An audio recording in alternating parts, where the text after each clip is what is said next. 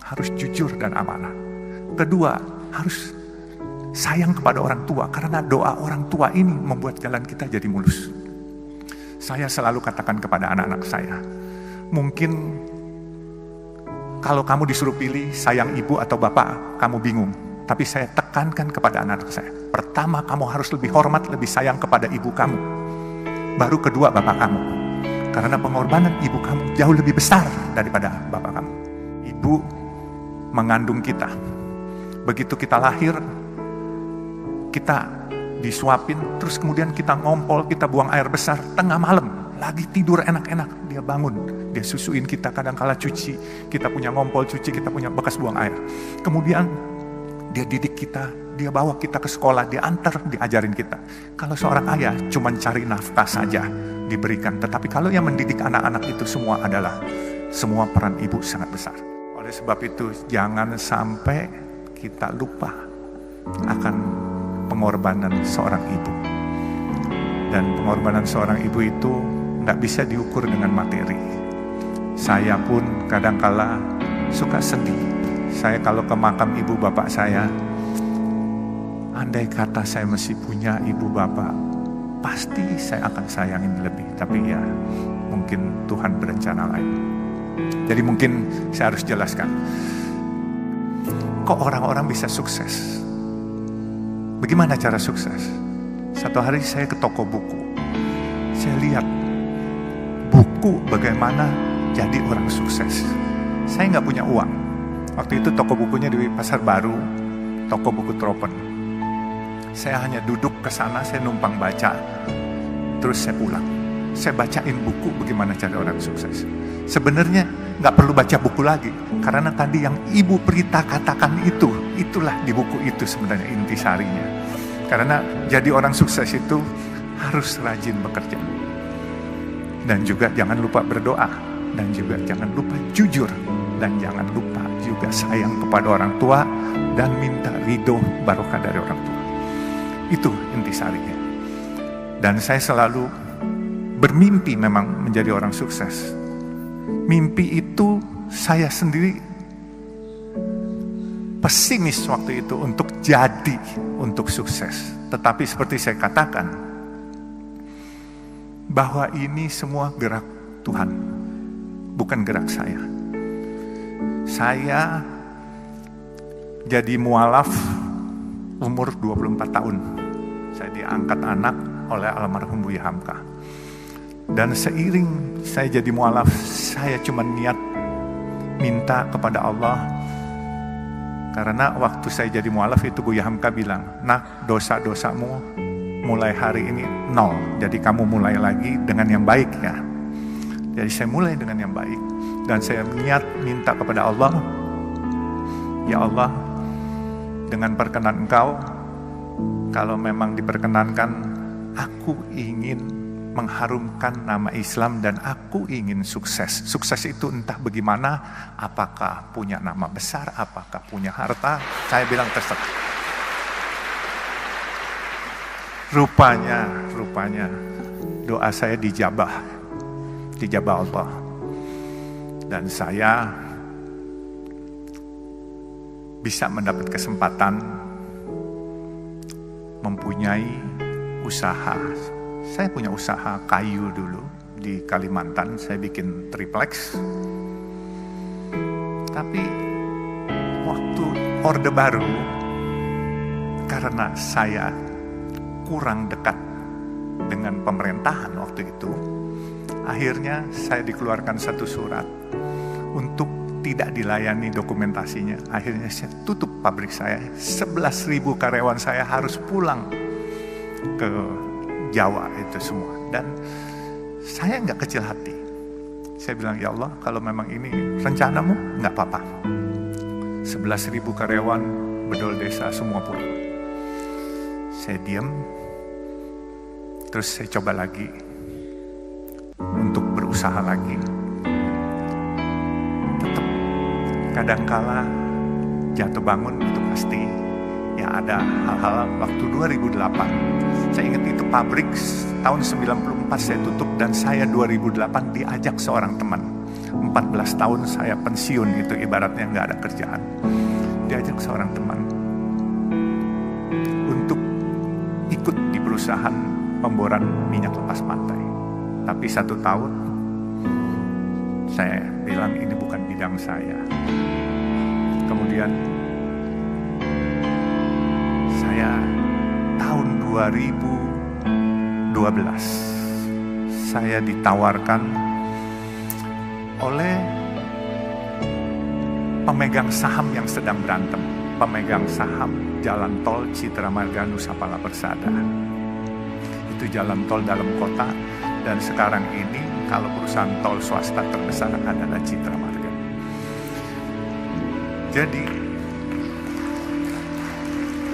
saya ceritakan juga, inilah mungkin yang paling penting. Waktu saya masuk di Citra Marga, ini pemegang sahamnya berantem, menanyakan kepada saya,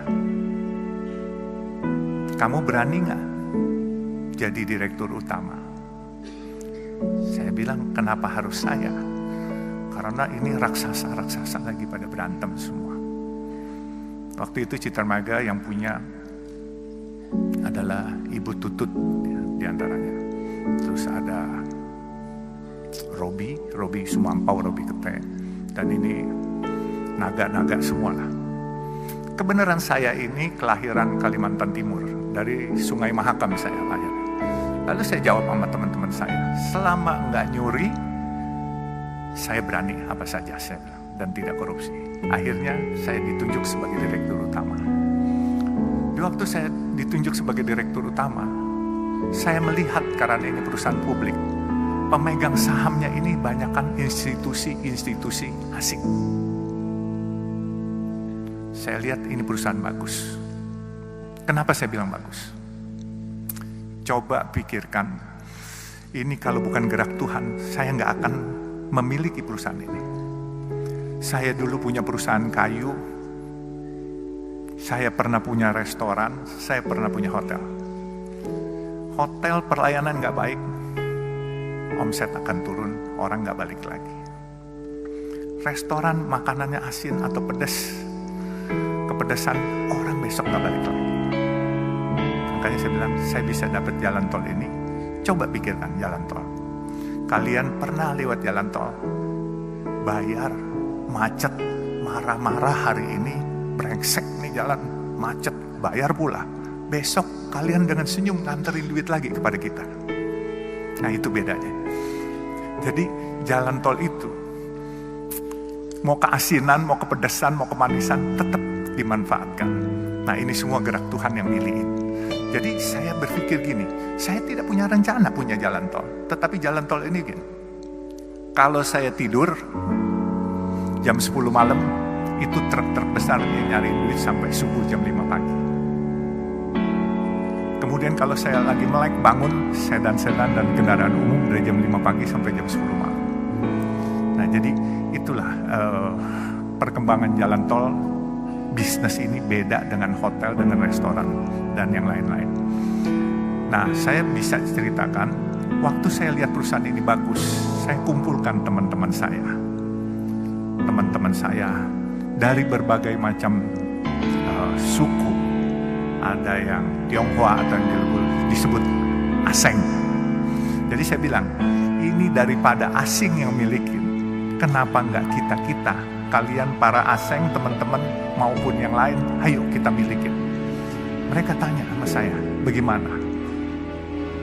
Saya bilang, gampang, siapin aja dananya, saya bikin asing ini keluar barangnya. Jadi waktu itu saya direktur utama, apa yang saya sebut itu pasti bereaksi market. Tapi waktu itu memang saya menyebut ingin membeli sesuatu barang, itu asingnya ketakutan. Kebenaran saya nggak sekolah tinggi Pak, jadi saya main seruduk aja. Kalau ikutin aturan saya nggak berani ngomong begitu, karena di aturan nggak boleh. Jadi saya bilang hari itu, saya ingin beli Bank Senturi yang sedang bermasalah waktu itu. Itu semua asing tidak setuju. Dia lepas barang itu semua. Akhirnya teman-teman saya beli semua. Akhirnya sekarang pemiliknya adalah orang Indonesia asli semua, Pak. Jadi Citra Marga ini udah nggak ada asing. Kalaupun ada asing 1-2 orang gitu. Jadi kita boleh berbangga lah, ini kita tarik kembali Citra Marga. Dan saya pikir ini sesuatu perusahaan yang besar. Dan kenapa saya bilang besar? Dia punya omset untuk dalam kota 600.000 kendaraan per hari. Memang biaya pembangunannya cukup besar. 600.000 kendaraan kali 9.500 rupiah. Kurang lebih hampir 6 miliar, 5,4 miliar per hari. Bagian Jasa Marga separuh, bagian Citra Marga separuh. Tetapi uang itu dipakai untuk pembangunan. Pembangunan jalan tol lain. Bahkan kita lagi mau bangun dari Priuk sampai Peluit, itu kurang lebih 9,7 kilo. Itu biaya anggarannya kurang lebih 13,5 triliun. Lalu kita mau bangun, sekarang kita sudah ada Soreang Pasir Koja di Jawa Barat di Bandung. Dari Pasir Koja kita mau mengurai kemacetan di Bandung kota, kita akan bikin jalan menembus Gatot Subroto, Soekarno-Hatta sampai Pasopati. Itu kurang lebih 9 triliun. Jadi 22,5 triliun kita butuhkan. Mungkin orang bertanya, kenapa saya dagang nasi kuning 3.000 rupiah? Tadi Pak Kemal nanya, kenapa nggak kasih gratis? Kalau saya kasih gratis, saya memonopoli sedekah itu dan saya memonopoli pahala itu. Tapi kalau saya jual 3.000, saudara-saudara kita yang biasa makan 10.000, dia bisa makan 3.000, dia bisa sedekah buat orang lain yang di bawah dia 3.000 juga, dia mesti save 4.000. Jadi bukan bisnis aja yang nggak boleh dimonopoli, sedekah juga nggak boleh monopoli, pahala juga nggak boleh dimonopoli. Nah, saya tekankan siapapun yang ingin ikut program nasi kuning saya, kemarin siang baru dibuka di Kelurahan Menteng, Jalan Anyar, bekerja sama dengan SMP negeri setempat. Itu nasi kuning, tapi dia seminggu sekali. Saya biasa buka Senin sampai Jumat, kita udah ada 12 outlet. Saya ada di Semarang, di depan markas tentara Kesatriaan, di Bandung di depan markas Yonsipur, sama di Jalan Banten, situ ada 2. Terus kita ada di Cimanggis, Karawang, dan Jakarta. Jakarta cukup banyak kita. Di kantor Sunter, di Masjid Baba Alun di daerah Warakas, Papango. Nah, itu nasi kuning, program nasi kuningnya kita harus beli dari warung setempat. Saya bilang, nggak boleh kita masak sendiri, catering sendiri. Selama masih ada warung setempat, kita harus beli dari warung setempat. Ada 5 warung, kita gilir. Hari Senin warung pertama, Selasa warung kedua, dan seterusnya. Mereka tanya, kenapa? Saya bilang, kita mau sedekah. Mereka mau cari nafkah, warung-warung kecil setempat. Kita mau mencari pahala, cari barokah. Mereka mau cari uang buat anak-anaknya sekolah. Kalau mereka jual 10.000, kita di sampingnya jual 3.000. Yang dapat bukan barokah dari mereka, sumpah serapah. Karena mereka tidak bisa bersaing dengan kita. Jadi saya bilang, selain kita membantu kaum duafa, kita harus berdayakan warung setempat, bukan kita matikan. Supaya berkahnya itu kebagian semua. Kaum duafanya kebagian, warung UMKM-nya kebagian. Supaya semua barokah, everybody happy, kitanya pun juga happy.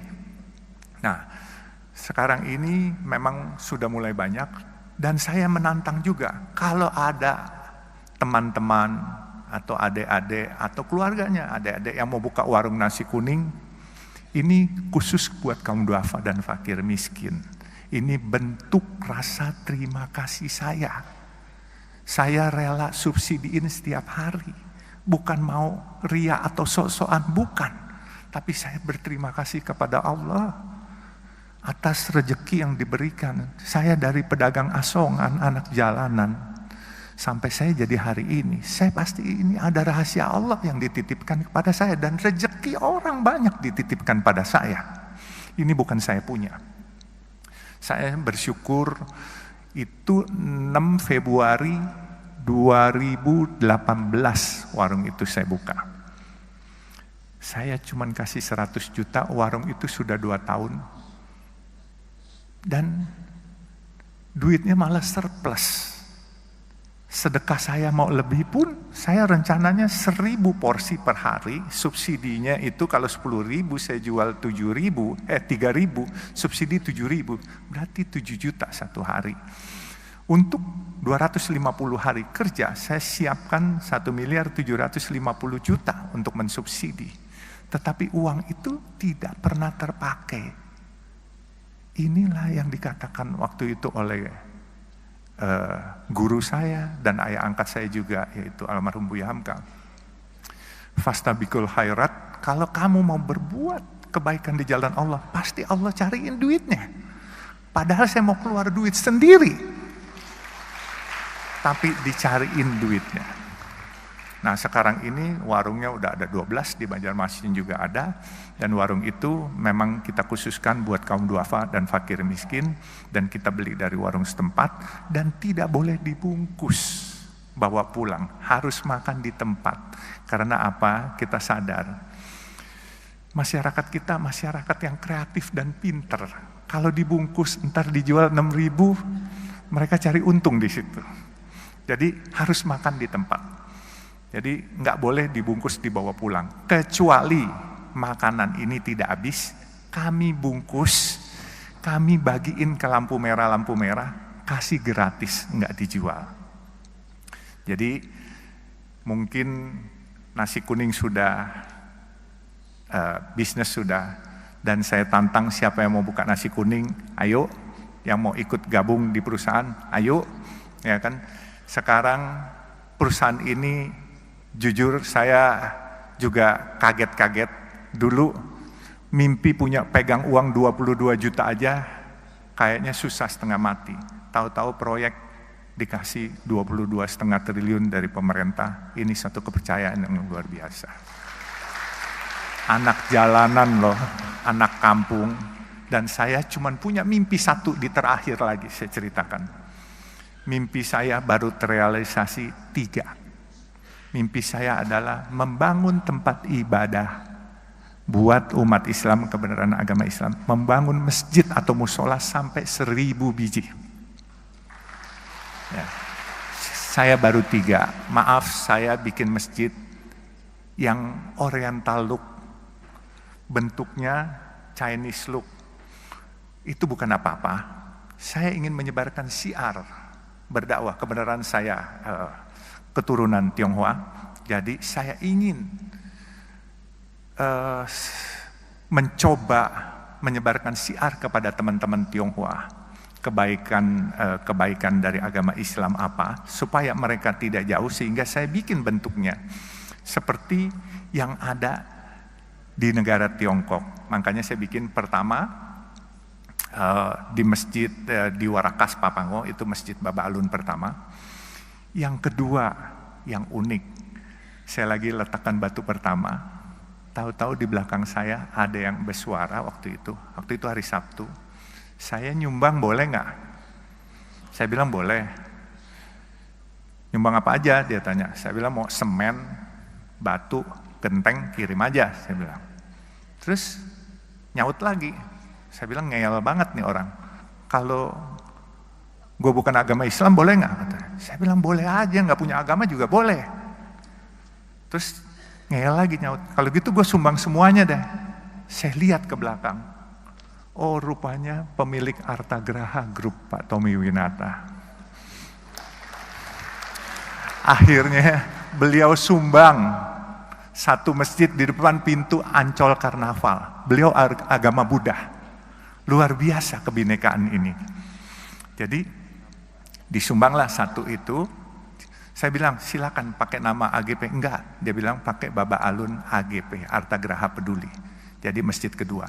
Masjid ketiga saya bikin hampir jadi di depan gerbang tol Depok Antasari, Desari. Kebenaran jalan tol Desari pun kami punya. Jadi jalan tol yang dimiliki Citra Marga adalah jalan tol dalam kota, bekerja sama dengan Jasa Marga. Depok Antasari kita bekerja sama dengan Wijaya Karya. Terus kita di Surabaya dari airport ke Waru. Kemudian di Bandung kita dari Soreang Pasir Koja, nantinya North South Link yang menembus ke Pasopati. Terus kita juga Cisumdau, Cilenyi, Sumedang, Dawan yang ke Bandara Kertajati. Dan di Bogor kita ada 40% dengan Jasa Marga kalau dari Sentul ke Bogor. Jadi alhamdulillah kegiatan tol ini cukup menarik dan cukup kita bisa mengikuti program Bapak Presiden menggalakkan infrastruktur. Jadi sekali lagi, inilah anak jalanan, pedagang asongan, tapi karena Allah mau apapun kun fayakun, bisa jadi apa saja. Semua intisari orang sukses sudah dibacakan oleh Ibu Prita tadi semuanya. Jadi camkan itu kata-kata, insya Allah kalian semua akan berkiprah dan sukses. Dan aku yakin lebih sukses dari saya. Amin, amin ya Rabbal Alamin. Kurang lebihnya saya mohon dimaafkan. Jadi ya inilah gaya bicara anak kampung yang nggak sekolah, tetapi ya mohon sekali lagi dimaafkan kurang lebihnya. Wabillahi taufiq wal hidayah. Wassalamualaikum warahmatullahi wabarakatuh.